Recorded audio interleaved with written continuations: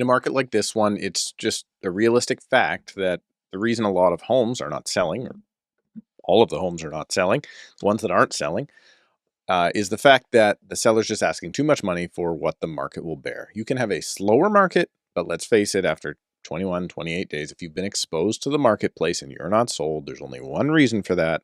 And that reason is that the price that you're asking for the home does not reflect what the buyer is willing to pay. So that could be condition. Of course, I get this all the time. Well, there must be something wrong with that house. That can easily be rectified for the price. If there's something wrong with the house, the right buyer will buy it if you rectify the price and make it worth their time so they see value. That's how house pricing works. So as a bit of a rant video here today, I want to cover something from the other channel that I have, because I put out a poll on our Tom Story show, I guess community tab or whatever you want to call it. If you're unaware, I run a weekly podcast as well with my friend Tom Story, who's a realtor in Toronto. So we kind of have West Coast, East Coast, Eastern views at the same time. He's in the city, I'm in the suburbs, so it's a good mix, and we get on a bunch of guests. So if you haven't checked out the Tom Story show, please do so. But I ran this poll on our channel, and the question was this: why do you think sellers choose to overprice their homes in most cases? And well, I mean, I guess it was pretty eye-opening actually for me, because I don't disagree necessarily with the answers or the percentages that came in with these answers. And I want to discuss them here today because these are common things that if you're trying to sell your home in this market, you have to overcome these, because these are obstacles in your brain, maybe in your finances, but as sellers, you need to overcome these and understand that if you're saying these things, you're no different than any other seller. You're no different than the seller of the home you want to buy in the future.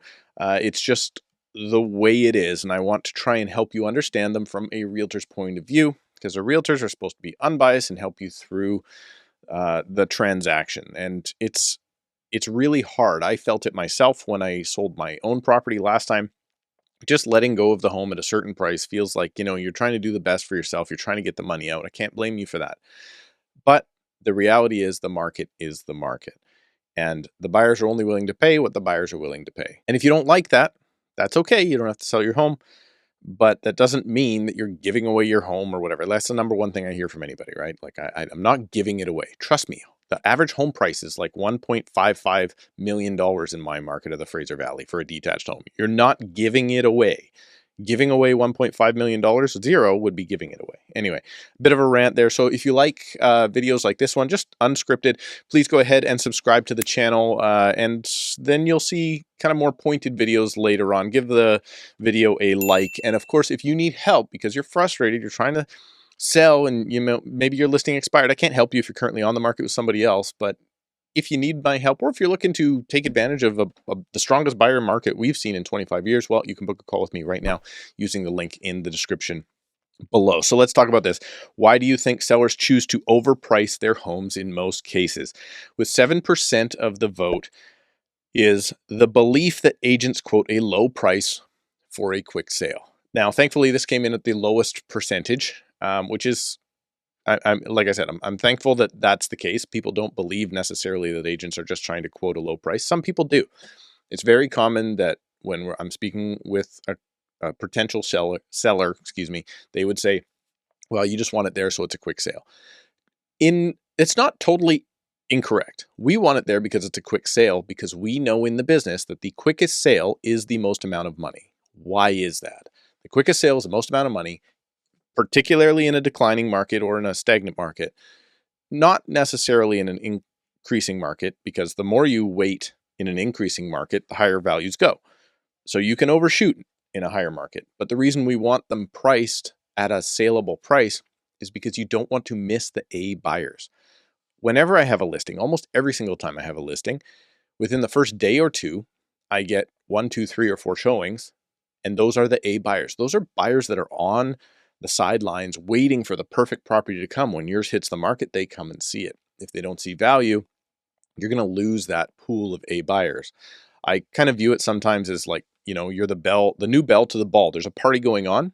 Your listing is Cinderella walking into the ball. You better hope the people at the ball like what they see, because if they don't, they turn their head and they go back to the party.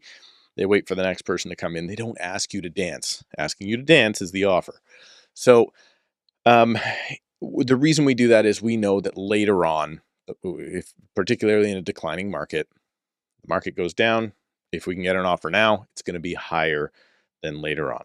That's just the way it works. And I guess I should then, for instance, let's talk about real numbers here. I think the detached market and average price went down like 8% last month. In reality, it went down about 2 or 3%. If that's the case and you decide to wait 60 days and it goes down, let's say 2% this month and 2% next month, and then you wait and wait, and then 2% the month after that, you've just dropped, for simple math, 6%. Now take the amount that your agent recommended in the first place and subtract 6%. Not the amount you wanted in the first place, the amount your agent recommended in the first place, and then subtract 6%. If you're subtracting 6% off of $1.5 million, it would be better to have sold 3 months ago. Consider that. Okay, the next one, and I think this is actually the hardest one to get around, and that is there's too much pride in their home. The sellers have too much pride in their home. 16% of the people thought that was the case. I definitely agree that we are very proud of our homes. And I've never met a seller once ever that says I have the worst house on the block. I've only ever met sellers that say, my house is better than that last one that sold, so that's why I need to sell for this much more. Like, that's the way it is. That's just pride in our homes. I don't know how to overcome this one a lot. You bought that house because it was in the cul-de-sac when maybe the buyers of the properties right now are wanting street parking. So cul-de-sac's the worst place you could possibly be. It's totally possible. You bought that property because it backed onto a creek. And the buyers in today's market are going, well, the creek restrictions have changed. I couldn't rebuild this house if I wanted to today, so it's worth less. Like, these are the types of things, just because you bought it for that reason doesn't mean the buyer necessarily views the same thing. And therefore, ego of pride of ownership definitely gets in the way. That's why real estate agents are there. We're trying to get you to a spot where you can look at it. Is it objectively, subjectively, whatever that is? You're trying to look at it in the market point of view. So that's why I always do an evaluation on the home before I walk into the home. And I do one after, because you have to do it from an outside point of view. What is the buyer going to see? And then what are the bonuses? I met a guy once that said, hey, in 1968, when I had the house built, I paid an extra $350 to get the juiced up wiring or the higher amperage on the box, which was not 80 amps or 60 amps. It was 100 amps. And it was like, it's not cutting it anymore. You're not going to get compensated for that sort of thing. So just because you did some updates doesn't mean you're going to get compensated for them. That was for your own use and enjoyment. It's not a dollar for dollar trade. So consider that. The next two were actually extremely close. So I will start with the one that got 37% of the vote. The sellers, people believe that the sellers have already had plans for the money, and the sale only works at their price. So let's say, for instance, I have this much of a mortgage. I want to buy this property. I want to be mortgage free. I also want to buy a car. I also want to help my kids out with the down payment. So in their mind, the only way they can sell their home, which has a ton of equity, is if they get this many dollars out. Otherwise, it's not worth it. I have never once ever had a buyer come to me and say, listen, I know that house is asking 1.5. I think it's worth 1.3. But what does the seller need in order to do whatever? They don't do that, right? The buyers look at what the best opportunity is for them and what the best opportunity is in the market right now. And if your price is not in line with what the best opportunities are, they're not going to offer. It's as simple as that. So you have to consider, just because you need something out doesn't mean that's where you should price your home. If you need something out and the home isn't near where the prices really are, just don't sell it. If you honestly, now I don't believe necessarily that you need it, because, what are you going to do to get that car anyway, right? You're going to refinance your house. Like, it's not like you need a car, so that's why you're selling your house. Anyway, I do think a lot of sellers already have the plan in their mind. They look, well, my neighbor's asking 1.5, not sold, by the way. The last sale's 1.3, but my neighbor's asking 1.5. So if I get 1.55, then this is what I can do with the money. They spend it down to the zero line, and that's the only reason they're going to move. And that's why they don't sell. Rather than selling at 1.3 or maybe even less than that now, because again, the market's declining, and then making things better off because maybe they get to a mortgage-free home. Maybe they got to take on a car payment, but they got a mortgage-free home, whatever it looks like. Making plans before with the money that you don't have in your pocket is definitely a very, very high reason why sellers ask too much. And the number one reason, according to viewers of the Tom Story Show, that the seller is uneducated about the market and they just want to try a higher price. It is very possible that, maybe they are uneducated about the market. Maybe they didn't hire a realtor. Maybe they didn't know their realtor should be educating them on the market and they didn't hire the right folks. So, I mean, that's very possible. If you don't have an agent that understands the market, I mean, there's lots of agents to pick from. They all have very different ways of doing business. They all have different levels of understanding the business. So it is possible that they could just be uneducated. Maybe they didn't hire well and they just don't really know what to expect. And their agent didn't necessarily do a very good job of explaining to them where market value really is. Trying a higher price is very much the same as, I believe, my agent just wants to price it low. I want to try a higher price. Listen, as a seller, I'm saying this now. I understand that the market says I'm worth 1.3. I really feel like I'm worth 1.5, so I want to try it at 1.5. And if I don't get there, eventually I will lower my price to 1.3. Again, that is a very okay thing to do when the market is going up. So in 2015, that would have been fine. In 2016, that would have been fine. 17, that would have been fine. 2020, 2021, that would have been fine. Not anymore, and not in real-time real estate. Not only the A buyer thing I was talking about before, but let's say I put my number again up at 1.5, it's worth 1.3. The agent says it's worth 1.3, I want to try 1.5. By the time I get the price down to 1.3, I said this earlier, now it's 1.25 or 1.2 because the market is declining at a quick rate.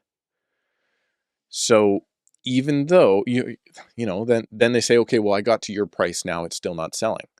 Well, yeah, but you got to my price 2 months later when the market has dropped 5%. So we got to knock 5% off of 1.3. Don't ask me to do the math on that. But that's now the sale price. So that's why you don't want to try a higher price. You really don't. Now, do you need to go a little bit above for some wiggle room for marketing and for negotiation? I don't think that's a bad idea in this marketplace right now. But trying an unrealistic price, it will make you likely in this type of market, it will make you sell for less later. And that's really hard to get across because the seller thinks, well, if it's worth 1.3, I'm going to try 1.5. And if that doesn't work, I'll sell for 1.3. It's not the way it works. It's not the way the numbers are working right now. So here's something that I think you should really consider. And this is kind of the point and why I wanted to make this video. Not only did I think this is good to see where the mindset is, or to see where the viewers, the viewers of the Tom Story Show are actually pretty educated real estate enthusiasts, let's call it that. They listen every single week, like you should.